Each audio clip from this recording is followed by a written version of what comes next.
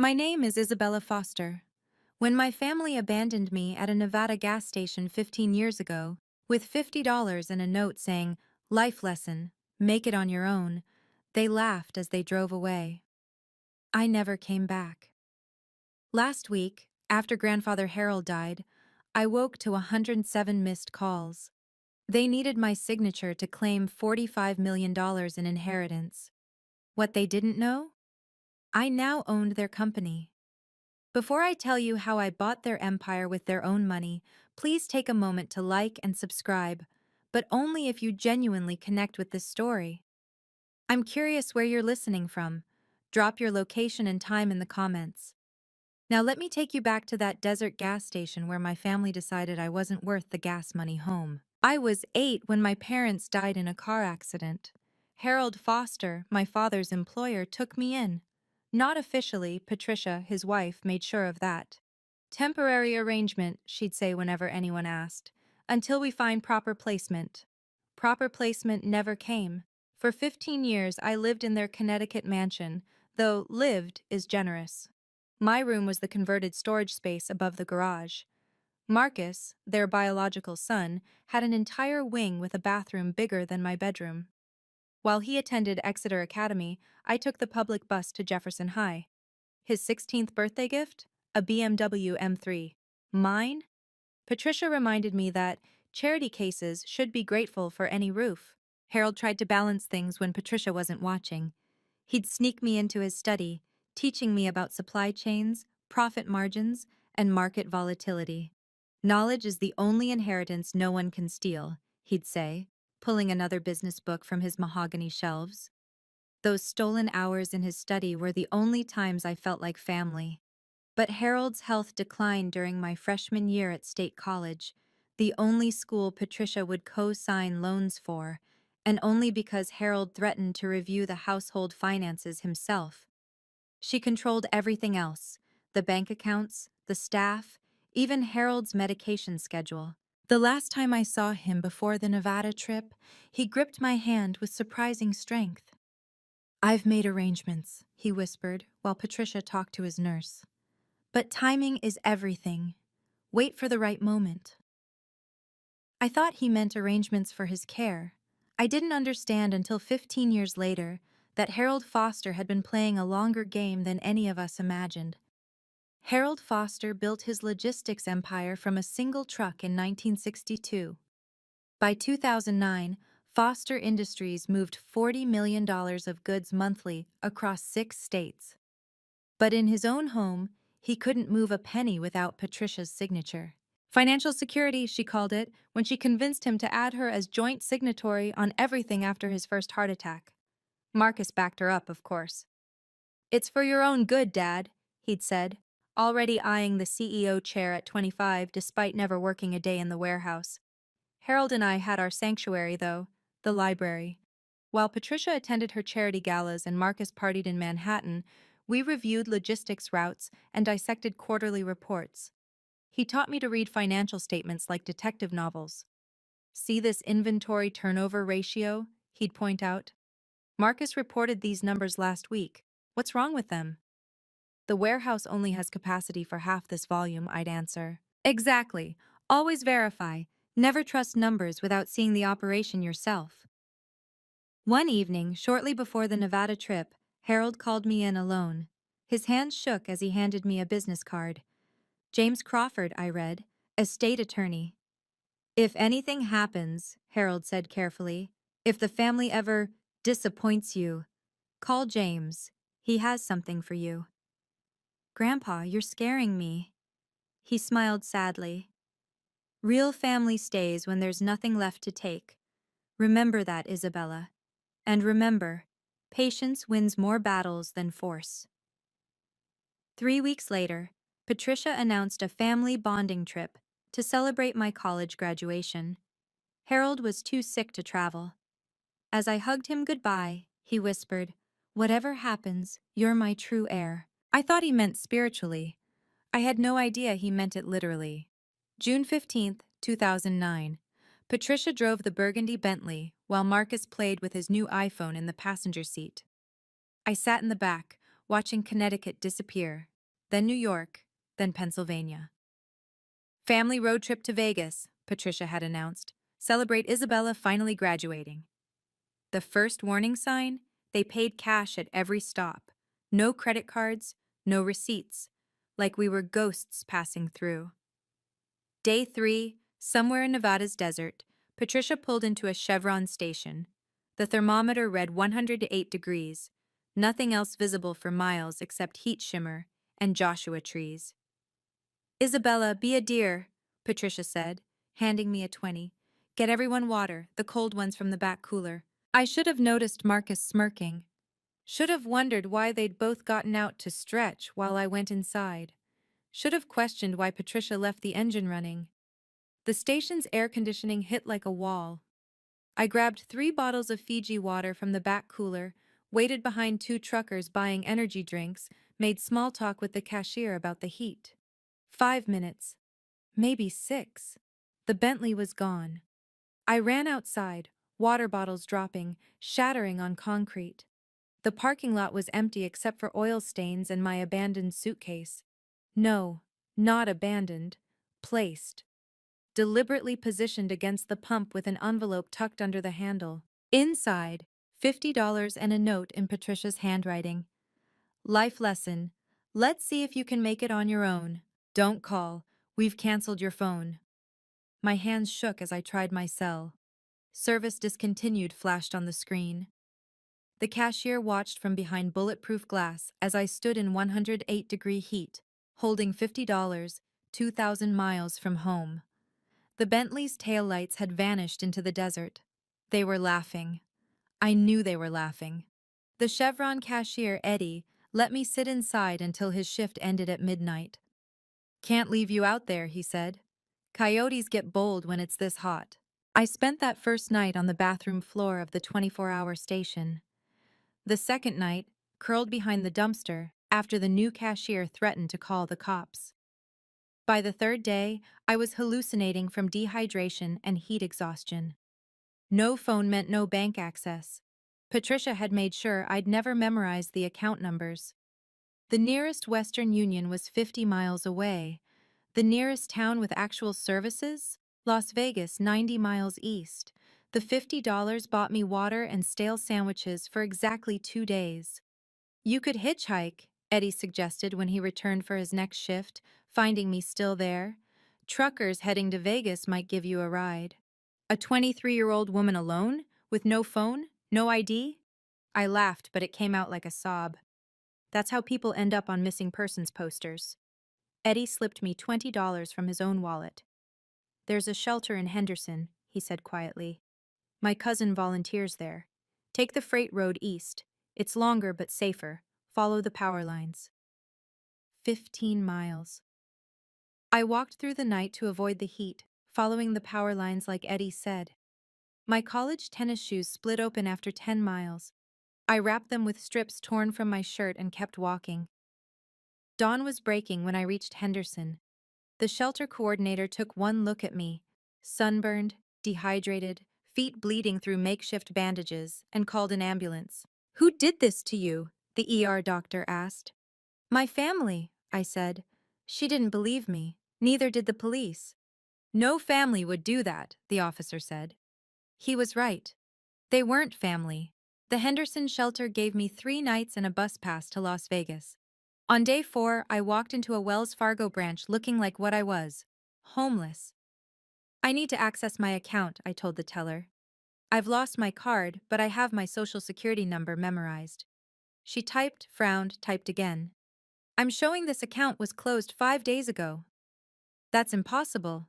There was $5,000, closed by the joint account holder Patricia Foster. Reason given, suspected theft by unauthorized user.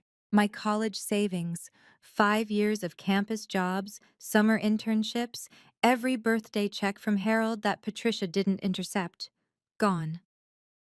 Can I speak to a manager? The manager pulled up the records. The closure was processed in Connecticut. Mrs. Foster filed a police report claiming her daughter stole the family credit cards and ran away.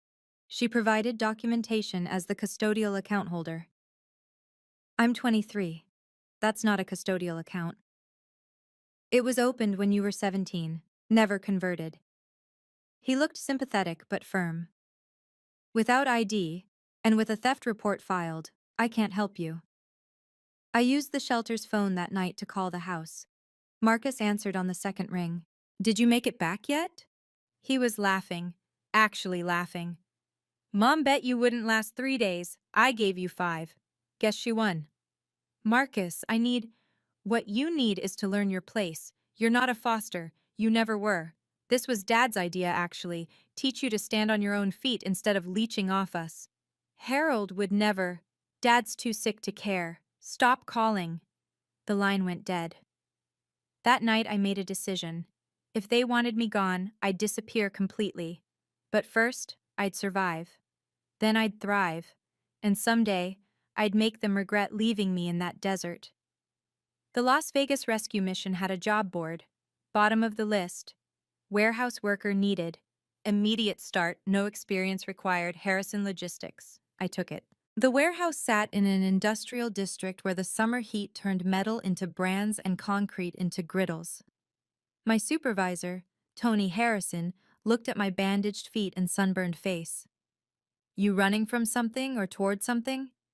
Both. Fair enough. Can you read shipping manifests? Yes. Then you're already overqualified. 60 hours a week, minimum wage, cash paid daily. Don't steal, don't do drugs, don't miss shifts. Questions? When do I start? Now.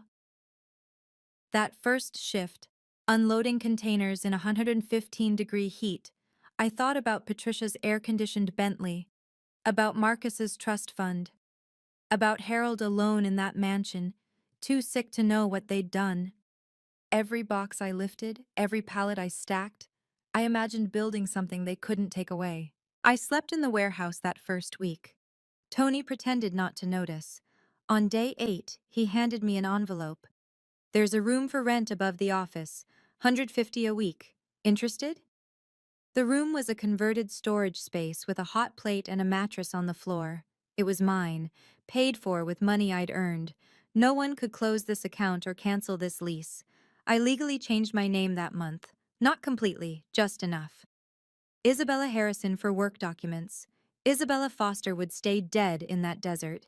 If they wanted me gone, I'd give them exactly what they wanted.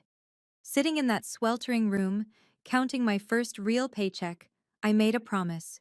I'd never beg anyone for anything again. Not money, not love, not recognition. Especially not from the people who'd left me to die for a bet. If you've ever been betrayed by family, leave a comment. Sometimes strangers treat us better than blood relatives ever did.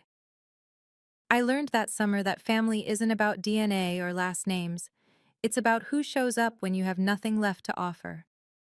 Tony Harrison gave me a job when I looked like a desert casualty.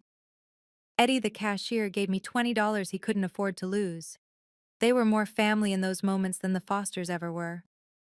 Like and subscribe if you want to know how I built an empire from that warehouse floor, and how the Fosters eventually paid for their joke. September 15th, 2024. My assistant knocked on my office door.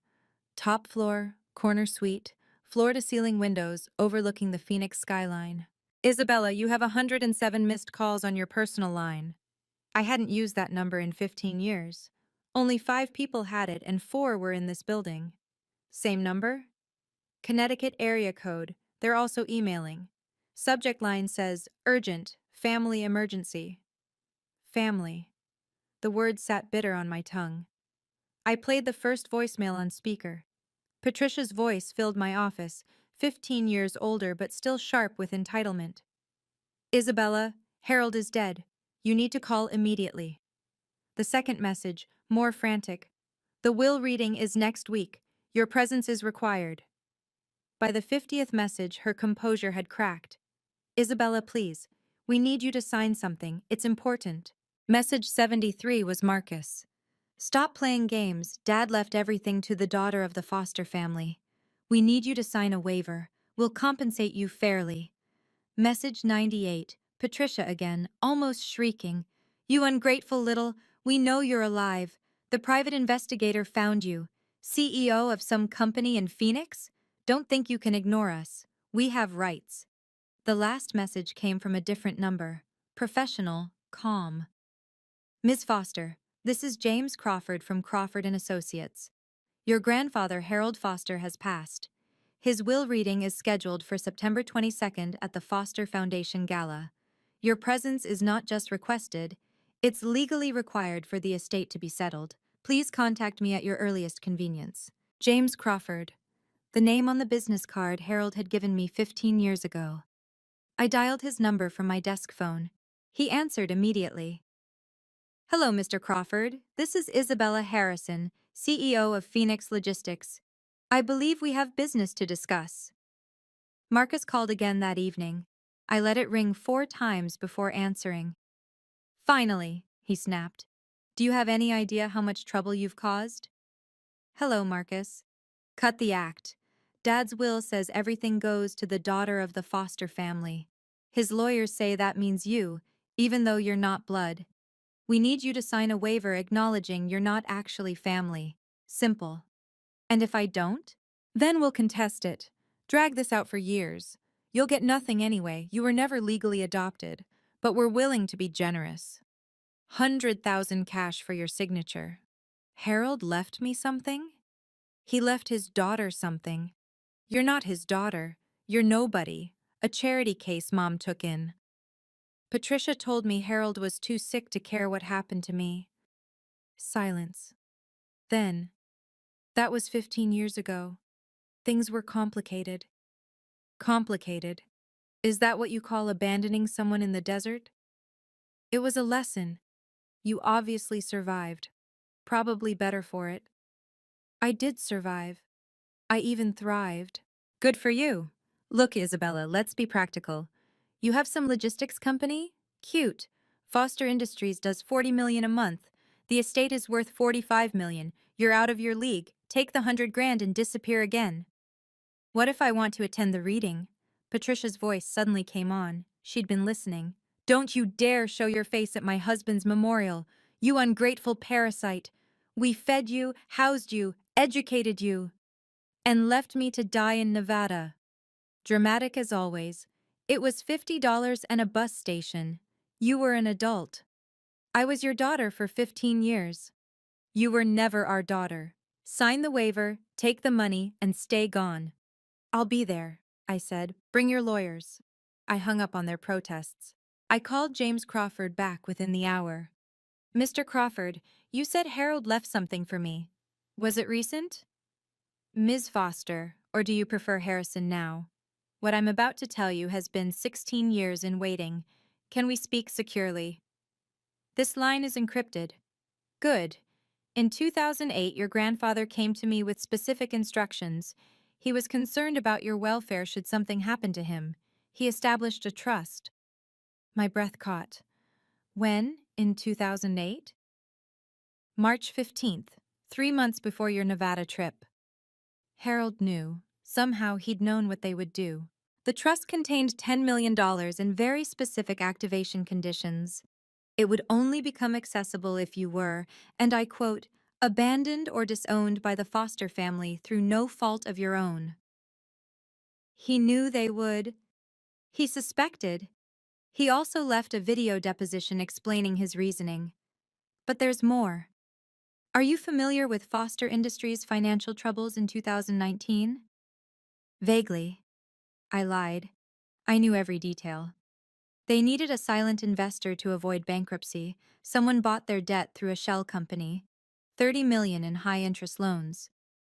Interesting. Ms. Foster, I've been managing your trust for 16 years.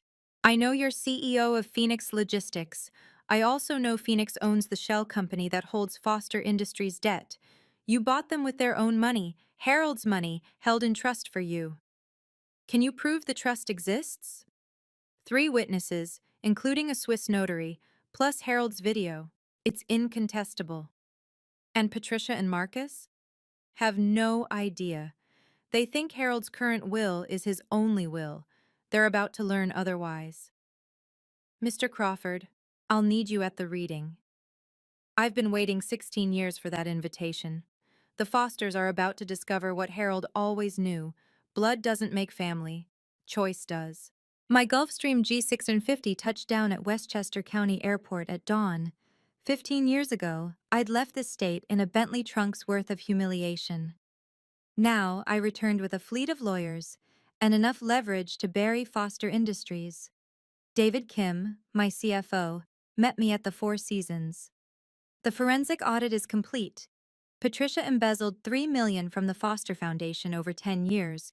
Marcus falsified inventory reports to inflate company value. It's all documented. And our position? Phoenix Logistics holds 65% of Foster Industries' debt. 30 million principal, 15 million in accumulated interest. Payment was due 6 months ago. We've been patient.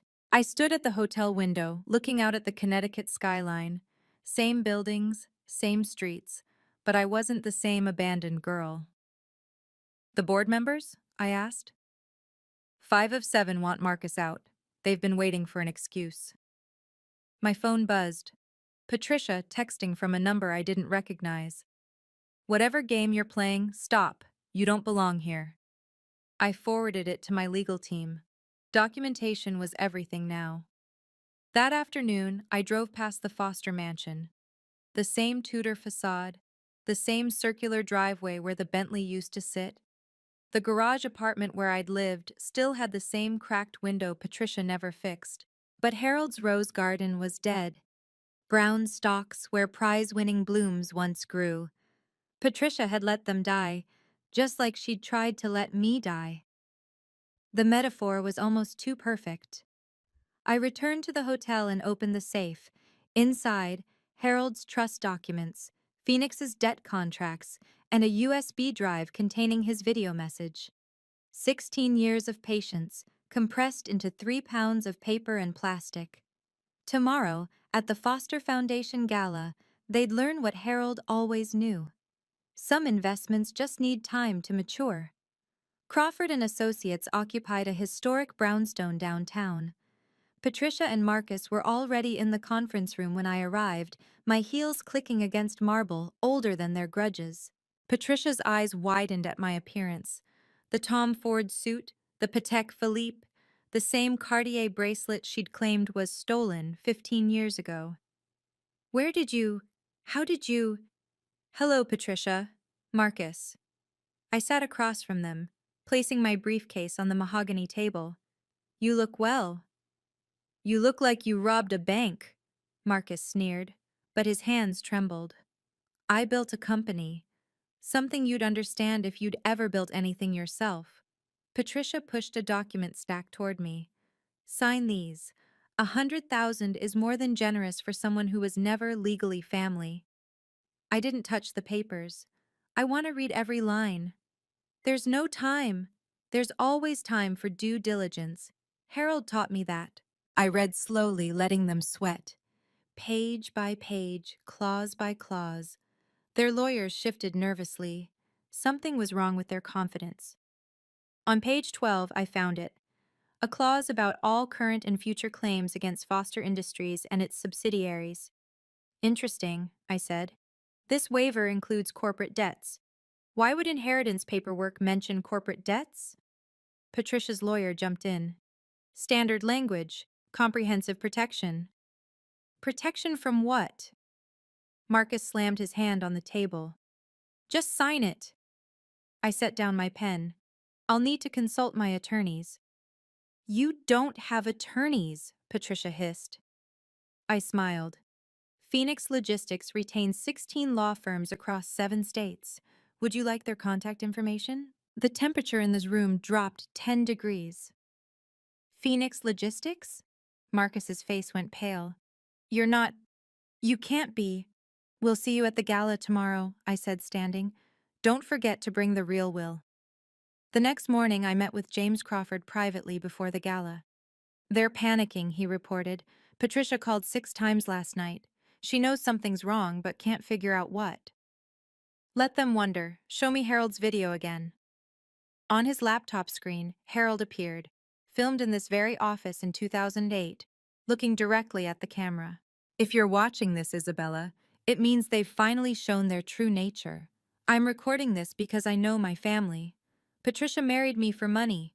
Marcus inherited her greed. But you were different. You were chosen. I paused the video. He really knew? He suspected. Patricia had been talking about teaching you independence for months. Harold took precautions. The 10 million trust was only the beginning. Look at this. James pulled out another document. Foster Industries Corporate Charter, Section 47, buried in amendments from 1995. In the event of Harold's death, if any heir is abandoned, disinherited, or dismissed without cause, they automatically receive majority voting shares. He planned this for decades? He updated it specifically for you in 2008, 3 months before Nevada.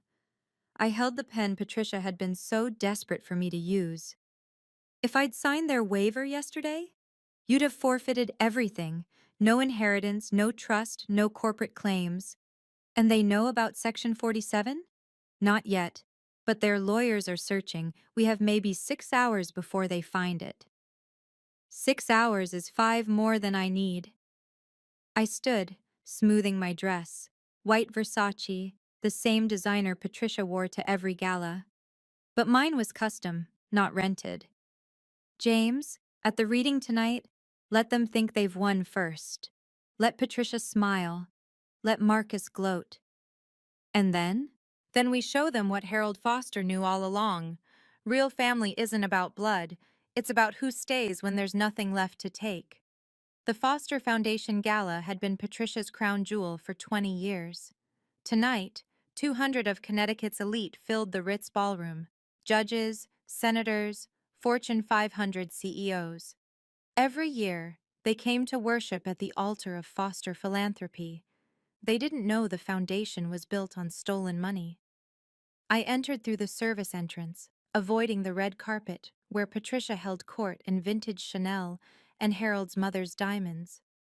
Marcus worked the room in his Armani tux, already celebrating his inheritance. Ladies and gentlemen, Patricia announced from the podium, tonight we honor my beloved Harold's legacy, his dedication to family, to integrity, to building something that lasts. I almost laughed.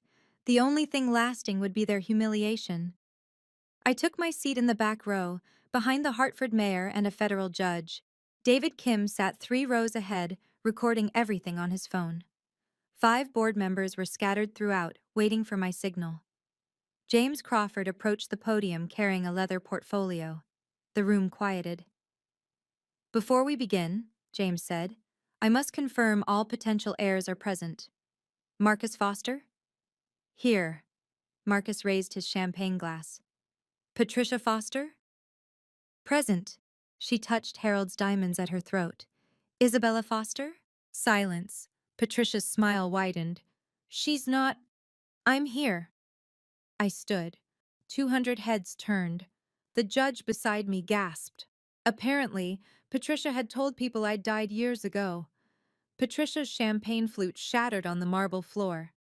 Isabella, James continued, as if chaos wasn't erupting, please come forward.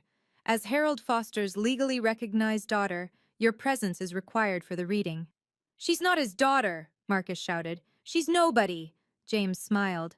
Shall we let Harold explain that himself? The ballroom screens flickered to life. Harold's face filled every screen in the ballroom.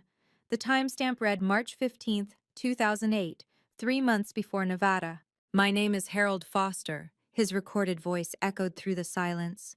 I'm of sound mind and body, recording this in the presence of 3 witnesses. Patricia stumbled backward. Turn it off! If you're watching this, Harold continued, it means my family has done what I feared they would. Isabella, I'm sorry I couldn't protect you in life, but I can protect you now. The camera pulled back, revealing the witnesses, James Crawford, a Swiss notary, and Judge Catherine Walsh, who was sitting in tonight's audience. In 2008, I established a trust for Isabella Foster, whom I consider my true daughter in all ways that matter. This trust, containing $10 million, activates only if she is abandoned or disowned by Patricia and Marcus. Marcus lunged for the laptop. Security held him back. I know what they're planning, Harold's voice continued.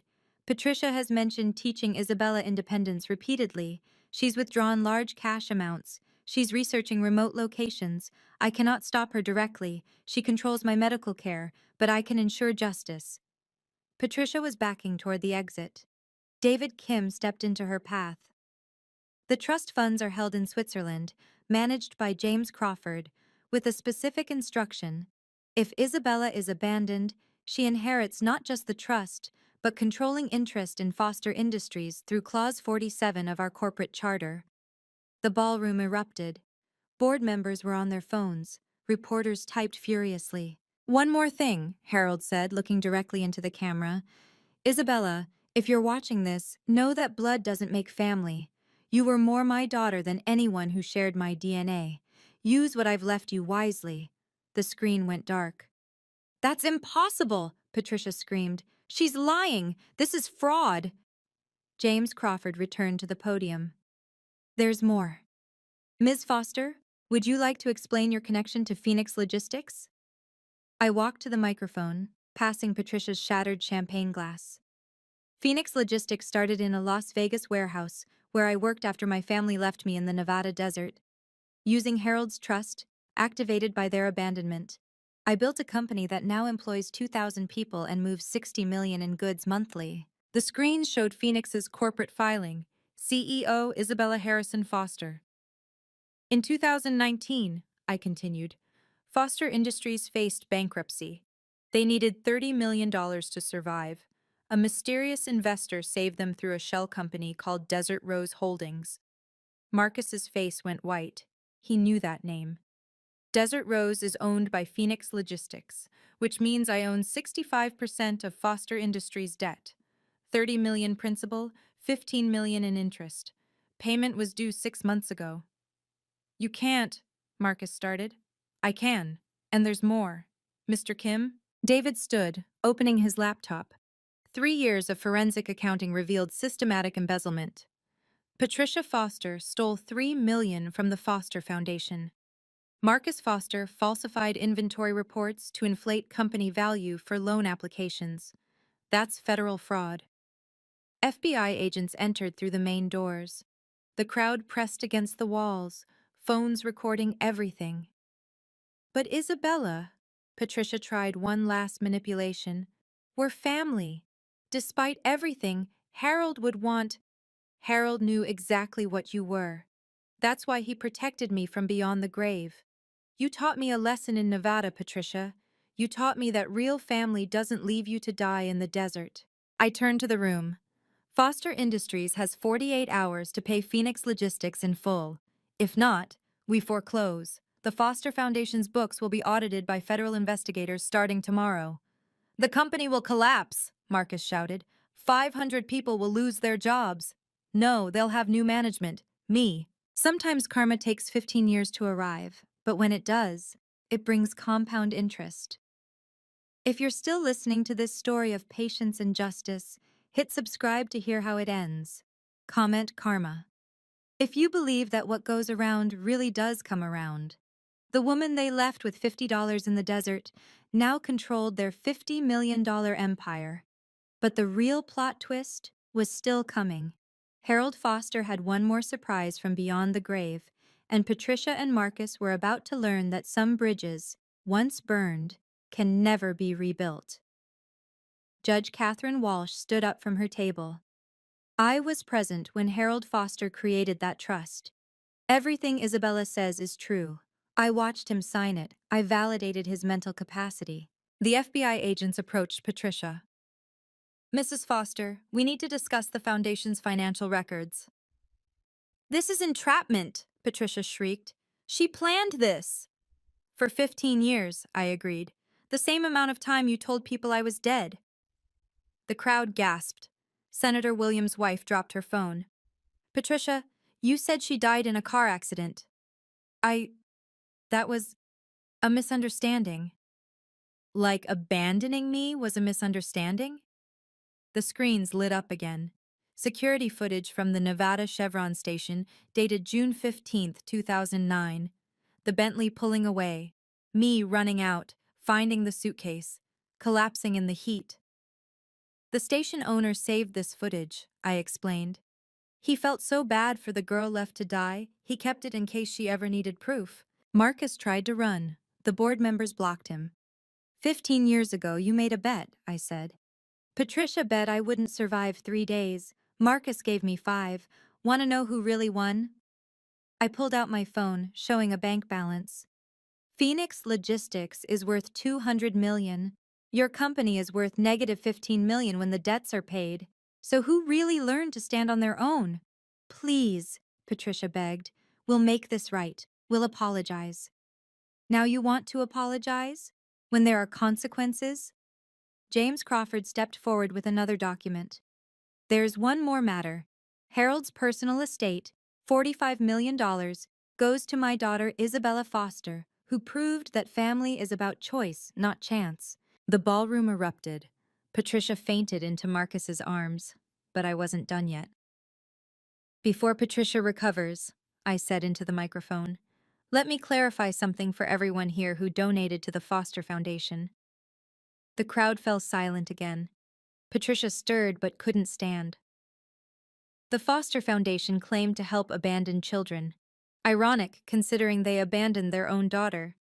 But here's what your donations actually funded. David projected the forensic audit onto the screens. $3 million diverted to Patricia's personal accounts. Fake receipts for programs that never existed. Children who were never helped. Meanwhile, I continued, Phoenix Logistics has been running actual programs. We've housed 83 homeless youth in Las Vegas. We've provided job training to over 300 kids aging out of foster care. We did this quietly, without galas, without stealing. A woman in the third row stood up. I'm pulling my company's sponsorship from Foster immediately. Phoenix Logistics, do you accept corporate partners? We do, with full transparency and quarterly audits. More voices joined in. Within minutes, 12 major donors had publicly switched allegiance. Marcus finally found his voice. You can't do this! I'm the heir! I'm the son! You're right, I said. You're the son. But I'm the daughter Harold chose, not by blood, but by love. And that's worth more than DNA. This is theft, Patricia screamed, finding her feet. No, theft is taking a college student's savings. Theft is embezzling from a charity. Theft is leaving someone to die and taking their identity. What this is? Justice. The FBI agent stepped forward. Mrs. Foster, Mr. Foster, you need to come with us. As they were let out, Patricia turned back one last time. You'll regret this. The only thing I regret, I said clearly, is believing for 15 years that you were ever my family. After the FBI led Patricia and Marcus away, I stood alone at the podium, facing 200 of Connecticut's most powerful people. I have a proposition, I announced. Foster Industries employs 500 people who had nothing to do with Patricia and Marcus's crimes. They don't deserve to lose their jobs. The board members leaned forward. Phoenix Logistics will absorb Foster Industries, keeping all employees at current salaries or better. We'll honor all legitimate contracts and vendor relationships, but there's a condition. I paused, letting them wonder. Patricia and Marcus must publicly apologize, not in a courtroom, not through lawyers. A video confession, posted publicly, admitting they abandoned me in Nevada, admitting the embezzlement, admitting everything. Why? Someone called out. You've already won. Because somewhere tonight, there's a foster kid who thinks they're worthless. There's an adopted child being told they're not real family. There's someone being gaslit about abuse that absolutely happened. They need to see that justice exists. Judge Walsh stood again. I'll personally oversee the agreement. If they refuse, a board member asked, then Foster Industries declares bankruptcy tomorrow. 500 jobs disappear. Their legacy becomes nothing but scandal and shame. My phone buzzed. Marcus from custody. We'll do it. They've agreed, I announced. The videos will be posted within 72 hours. The crowd began dispersing, but I had one more thing to say. Harold Foster once told me that patience wins more battles than force. It took 15 years, but he was right. To anyone here who's been told they're not enough, not family, not worthy, you are. And sometimes, the best revenge isn't revenge at all. It's becoming everything they said you couldn't be. I walked off that stage as Isabella Foster, finally and fully. No longer abandoned, no longer denied, acknowledged. 3 days later, Patricia and Marcus's confession video went live on every platform simultaneously. David had made sure of that. Patricia, in Orange County jail attire, looked directly at the camera. On June 15, 2009, my stepson Marcus and I deliberately abandoned Isabella Foster at a gas station in Nevada. We left her with $50 and no means of communication. It was cruel, calculated, and criminal. Marcus continued, his CEO arrogance completely shattered. We bet on whether she'd survive. We laughed as we drove away. We told everyone she died to avoid questions. We stole her college savings, Patricia admitted. We prevented her grandfather from legally adopting her. We made her life miserable because we saw her as competition for Harold's money. When she succeeded despite our cruelty, Marcus added, we tried to steal her inheritance through fraud. We also embezzled from the Foster Foundation, Patricia's voice cracked. Money meant for abandoned children went to fund our lifestyle. The video had 2 million views in the first hour. But I wasn't watching from Connecticut. I was in Harold's study, my study now, reading his journals. One entry, dated the night before the Nevada trip, stood out.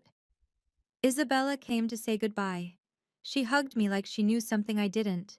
I wanted to warn her, but Patricia watches everything. So I just whispered, whatever happens, you're my true heir. She whispered back, I know, Grandpa. I've always known. I think she's stronger than all of us. He was right. He was always right. James Crawford knocked. The board voted unanimously. You're the new CEO of Foster Industries.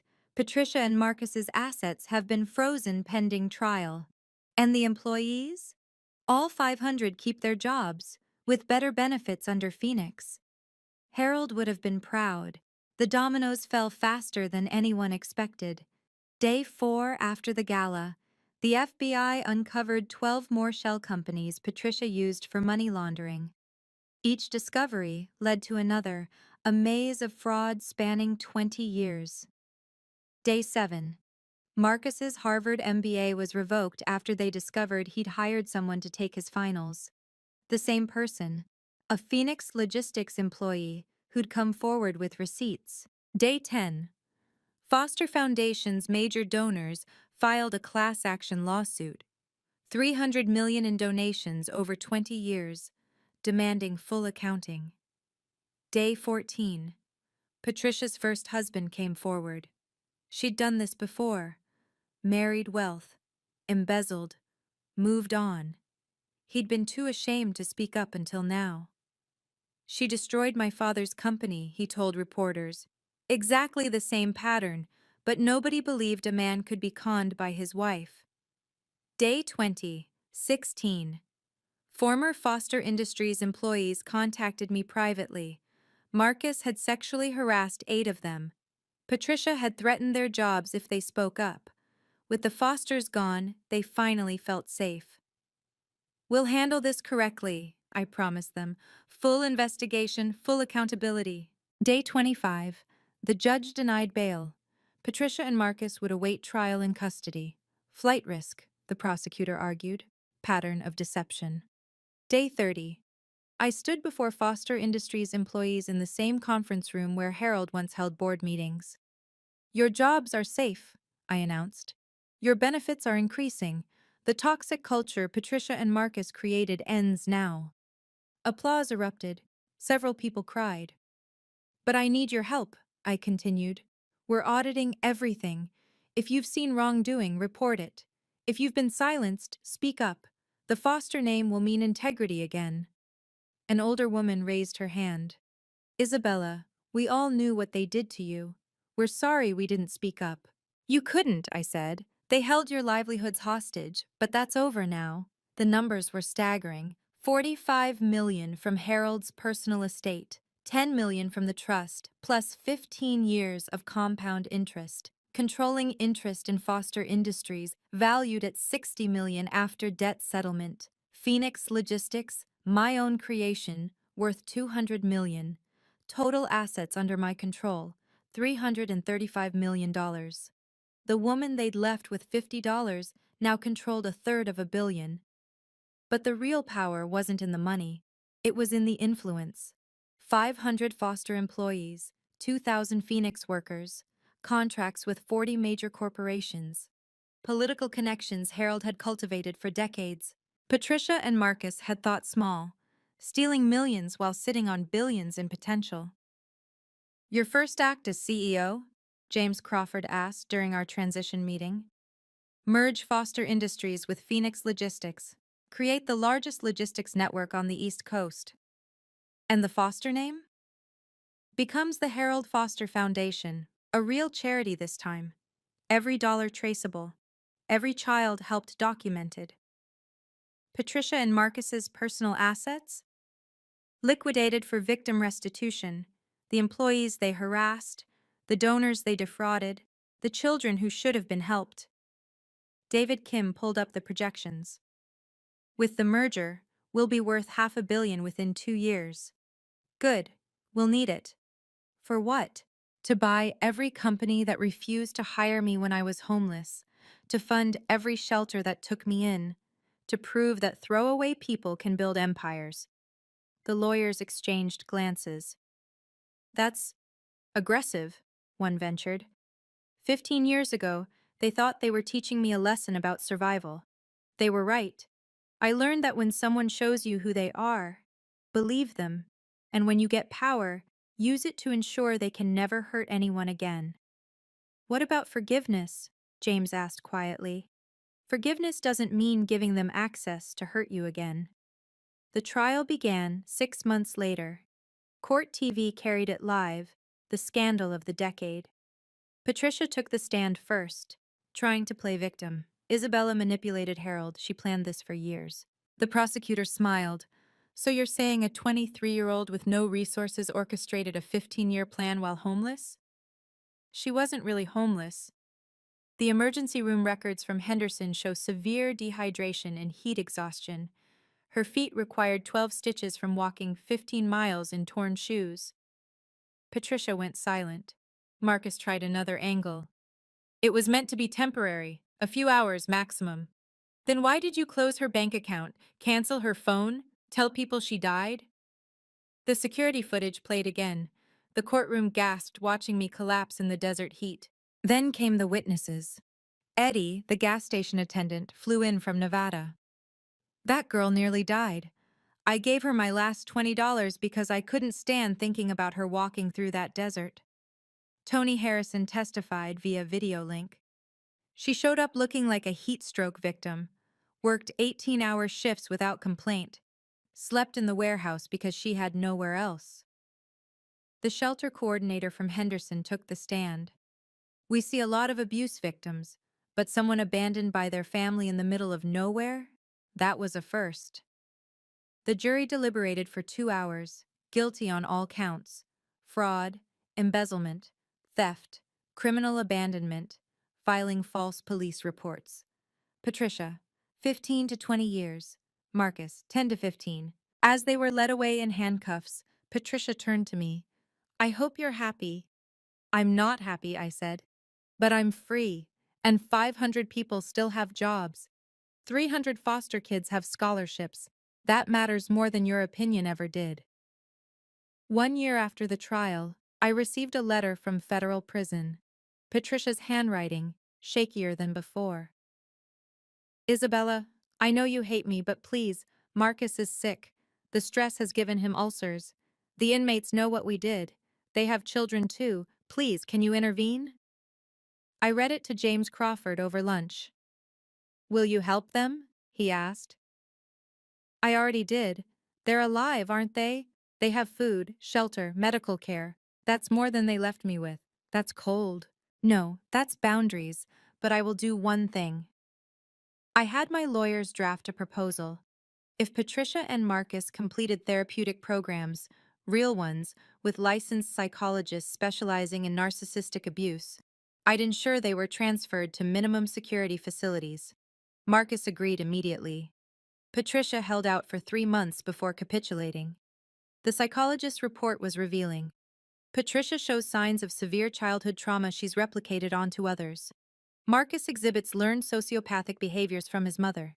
Both are capable of change, but only through intensive intervention. I funded their therapy, not for them, for their future victims. People like them don't stop unless forced. 2 years into their sentences, I received another letter, this time from Marcus. I understand now what we took from you. Not just money or safety, but the belief that you belonged somewhere. I'm sorry. I don't expect forgiveness. I just needed you to know. I didn't respond. Some bridges are meant to stay burned. But I did something else. I established a program at Henderson Shelter, the Isabella Foster Initiative. Any young person abandoned by family gets immediate housing, job training, and therapy, fully funded forever. Because the opposite of abandonment isn't revenge. It's making sure no one else gets left behind. 5 years have passed since that night at the Foster Foundation Gala. Foster Industries, now part of Phoenix Logistics International, employs 8,000 people across 12 states. We're the largest minority woman-owned logistics company in America. Revenue, $800 million annually. The Harold Foster Foundation has helped 3,000 abandoned youth. Everyone gets what I didn't. Immediate shelter, trauma therapy, education funding, and something Patricia never gave me. The knowledge that they matter. Patricia was released last month on supervised parole. She works at a Walmart in Ohio, court-ordered to stay away from Connecticut and me. Her coworkers don't know who she was. The diamonds are gone, sold for restitution. The Chanel suits replaced by polyester uniforms. Marcus serves tables at a diner in Missouri. His Harvard connections won't return his calls. His trust fund went to victims' compensation.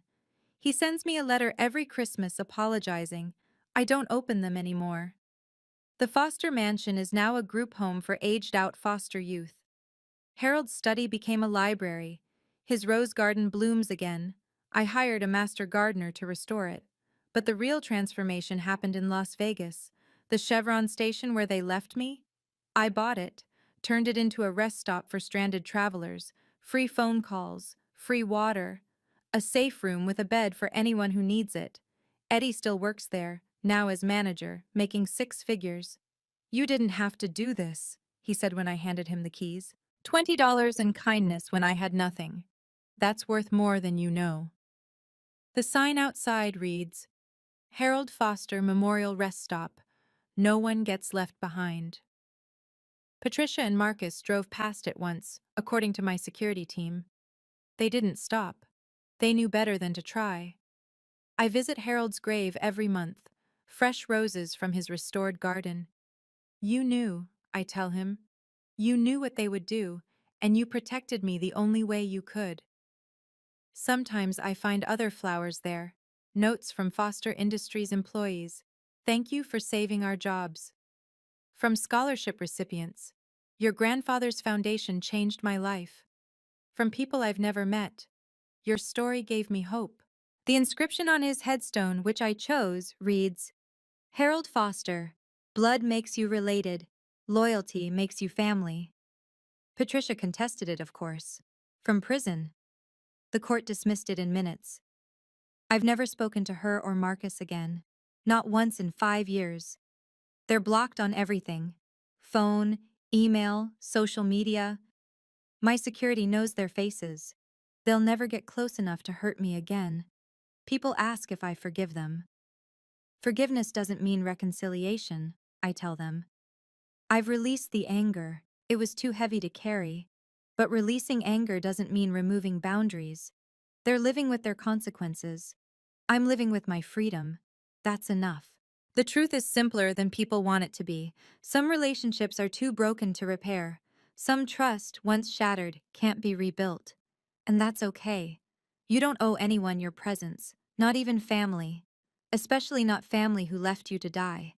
Last week, a 16-year-old showed up at Phoenix Logistics, kicked out by her parents for being gay, sleeping in parks, asking for any job, any shift. I hired her on the spot, set her up in corporate housing, enrolled her in our education program. Why? She asked, crying. You don't even know me. Someone once did this for me, I said. Now I do it for others. That's how we break the cycle. She's thriving now, like I did. Like we all can when someone believes we're worth saving. If this story touched you, share it with someone who needs to hear that their beginning doesn't determine their ending. Sometimes the people who abandon us do us a favor. They clear space for the ones who'll stay. Subscribe for more stories about justice, resilience, and the power of patience. Remember, you don't need anyone's permission to succeed, and you don't owe forgiveness to people who aren't sorry. Some bridges burn for a reason, to light the way forward. Comment boundaries.